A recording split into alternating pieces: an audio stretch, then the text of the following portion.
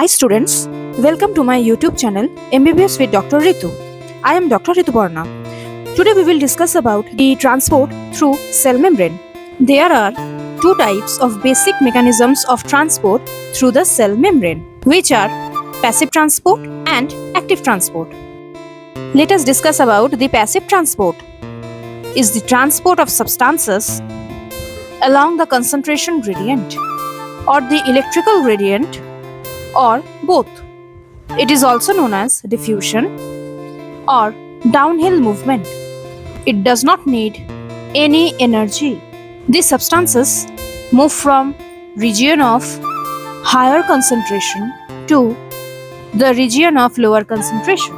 This diffusion is of two types, simple and facilitated. Under the simple diffusion, we have three types of diffusion. One is through lipid layer, one is through protein layer, and one is through the carrier mediated, which is related to the facilitated diffusion. Moving to simple diffusion through lipid layer.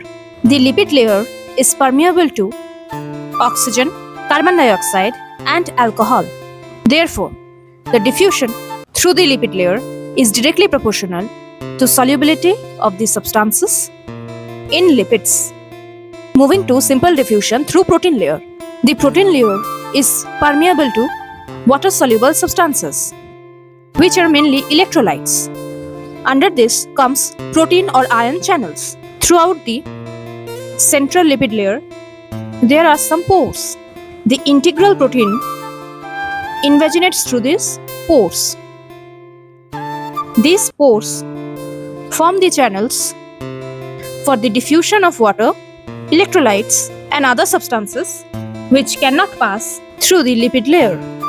Therefore, these channels, which are surrounded by proteins, are known as protein or ion channels. For example, sodium channels, potassium channels. These channels are regulated. Continuously opened channels are known as ungated channels, whereas closed channels are known as gated channels. These channels open only when required. Moving to gated channels now. These gated channels are divided into three categories: voltage gated channels, ligand gated channels, and mechanically gated channels.